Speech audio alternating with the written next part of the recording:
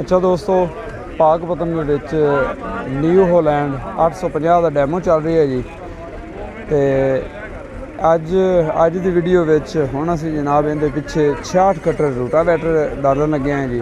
ਠੀਕ ਹੈ ਜੀ। ਤੇ 66 ਕਟਰ ਰੂਟਾਵੈਟਰ ਤੇ ਜਿਹੜਾ ਨਾ ਡੈਮੋ ਕਰਕੇ ਲੋਕਾਂ ਨੂੰ ਕੰਪਨੀ ਚੈੱਕ ਕਰਾਉਣ ਲੱਗੀ ਹੈ ਕਿ ਰੂਟਾਵੈਟਰ ਤੇ ਇਹਦੀ ਪਰਫਾਰਮੈਂਸ ਕੀ ਹੈ। ਹੁਣ ਤੱਕ ਜਿਹੜੇ ਕਮੈਂਟਸ ਨੇ ਉਹ ਸਾਰੇ ਪੋਜ਼ੀਟਿਵ ਹੀ ਆਏ ਨੇ, ਕਿਉਂਕਿ ਉਹ ਦੋਸਤ ਵੀ ਇੱਥੇ ਮੌਜੂਦ ਨੇ, ਜਿਹੜੇ ਬਜ਼ੁਰਗ ਮੌਜੂਦ ਨੇ ਜਿਹੜੇ ਉਮਰ ਭਰ ਤੋਂ ਨਿਊ ਹੋਲੈਂਡ ਨੂੰ ਚਲਾ ਰਹੇ ਨੇ।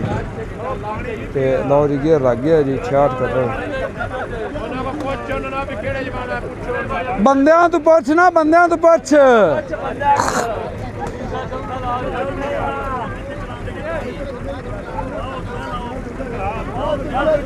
ਲਓ ਜੀ, ਬੰਦਿਆਂ ਨੇ ਫੈਸਲਾ ਕੀਤਾ ਵੀ ਦੂਜੇ ਲੋ ਵਿੱਚ ਚਲਾ ਦਿਓ।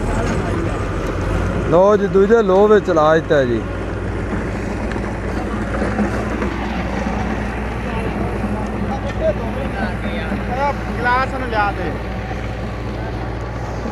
ਲਓ ਜੀ, ਦੂਜੇ ਲੋ ਵਿੱਚ ਜਨਾਬ ਬੰਦਿਆਂ ਦੇ ਆਖਣ ਤੇ ਦੂਜੇ ਲੋ ਵਿੱਚ ਚਲਾ ਦਿੱਤਾ।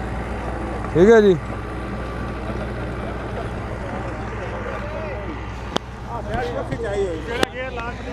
ਬੌਸ दूसरा गेयर है ये, तुसी रिकमेंड किया भी दूसरा गेयर लाओ।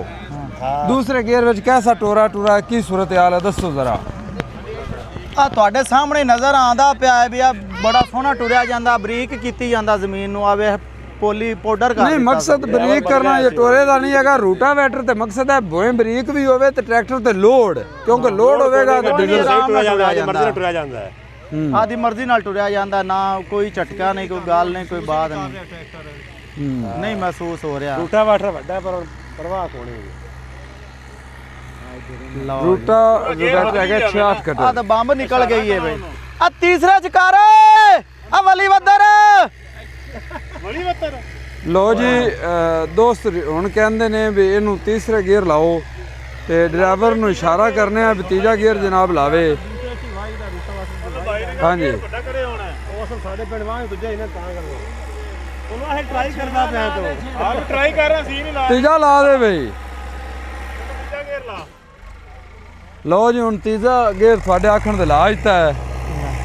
ਲਓ ਜੀ, ਚੈੱਕ ਕਰੋ। ਹਾਂਜੀ ਹਾਂ, कैसा लगा है? ਸਹੀ ਹੈ, ਬਿਲਕੁਲ ਉਹ ਲੋਡ ਮਹਿਸੂਸ ਹੀ ਨਹੀਂ ਕਰਾ ਰਿਹਾ ਹੈਗਾ। कोई धुआं शुआं ਕੋਈ ਧੂਆਂ ਤਾਂ ਨਹੀਂ ਹੈਗਾ, ਬਿਲਕੁਲ ਲੋਡ ਰੇਸ ਸੱਜੇ ਪੈਰ ਥਲੇ ਰੇਸ ਹੁੰਦੀ ਲੈ ਮੈਂ ਹੁਣ ਤੁਹਾਡੇ ਕਮਣ ਦੇ ਆਪਾਂ ਪਹਿਲਾ ਦੂਜਾ ਤੀਜਾ ਆ ਚੌਥਾ ਲਾ ਦਿੱਤਾ। ਇਹ ਹਾਲੇ ਚੌਥਾ ਹੈ ਜੀ। ਹੁਣ ਪਿੱਛੇ ਬਹੁਤ ਥੋੜੀ ਬ੍ਰੇਕ ਹੁੰਦੀ ਪਈ ਜੇ ਵੈਸੇ ਨਹੀਂ ਅੱਗੇ ਨਾ ਹੁਣ ਸਪੀਡ ਵੱਧ ਗਈ ਨਾ ਭਾਈ ਜੀ।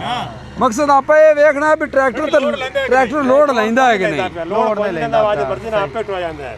ਜਿਵੇਂ ਦੂਜੇ ਸੋਵੇਂ ਚੌਥੇ ਚ ਸਹੀ ਸੋਹਣਾ ਟੁਰਦਾ ਪਿਆ ਯਾਰ, ਟਰੈਕਟਰ ਸਹੀ ਹੈ, ਸਹੀ ਚੱਲ ਰਿਹਾ ਜੀ। ਨਾ ਕੋਈ ਧੋਆ ਨਾ ਕੋਈ ਆਵਾਜ਼ ਬਦਲਦਾ ਪਿਆ। ਵੱਡਾ ਗੇਅਰ ਲਾਉਣ ਦਾ ਮਕਸਦ ਇਹ ਹੈ ਵੀ ਟਰੈਕਟਰ ਤੇ ਲੋਡ ਪਵੇ। ਨਹੀਂ ਟਰੈਕਟਰ ਪਤਾ ਹੀ ਕੋਈ ਨਹੀਂ ਹੈਗਾ, ਟਰੈਕਟਰ ਇਹ ਜੋ ਕੋਈ ਚੱਕਰ ਨਹੀਂ ਕੱਟ ਰਿਹਾ, ਫਰਕ ਚੱਲ ਰਿਹਾ ਹੁੰਦਾ। ਲੋਡ ਲੱਗੇਗਾ ਉਹ ਚੱਕਰ ਵੀ ਕੱਟਣਗੇ ਰੇਸ ਮਰਜ਼ੀ ਹੋਵੇ ਚੱਕਰ ਕੱਟਣਗੇ ਨਾ। ਤੇ ਇਹ ਉਹ ਰੇਸ ਮੱਠੀ ਨਹੀਂ ਹੋ ਰਹੀ, ਆਜ ਮਰਜ਼ੀ ਨਾਲ ਚੱਲਦਾ ਪਿਆ, ਚੱਕਰ ਵੀ ਨਹੀਂ ਕੱਟ ਰਿਹਾ।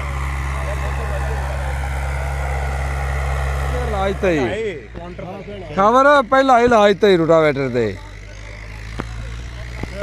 ਪਹਿਲਾਂ ਹੀ ਲਾਤਾ ਹੈ ਮੇਨ ਚੀਜ਼ ਆ, ਆਪਾਂ ਗੇਅਰ ਵੱਡਾ ਲਾਇਆ ਵੀ ਟਰੈਕਟਰ ਤੇ ਲੋਡ ਪਵੇ। ਲੋਡ ਮੁੜ ਵੀ ਨਹੀਂ ਆ ਰਿਹਾ। ਨਹੀਂ ਉਸਤਾਦ ਜੀ, ਇਹ ਦੱਸੋ ਵੀ ਬਾਕੀ ਟਰੈਕਟਰਾਂ ਨਾਲ ਹੁਣ ਤੁਸੀਂ ਫਰਕ ਵੇਖਿਆ ਹੈ? ਸਾਰਾ ਨਾਲ ਹੀ ਤਕੜਾ ਹੈ, ਸਾਰਾ ਪੱਕੀ ਗੱਲ ਹੈ। ਲੋ ਜੀ,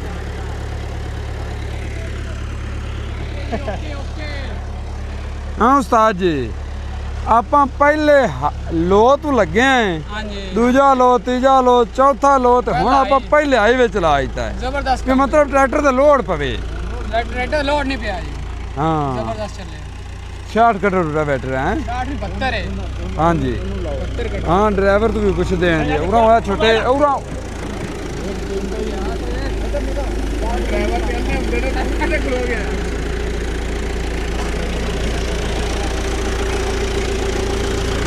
ਬੌਸ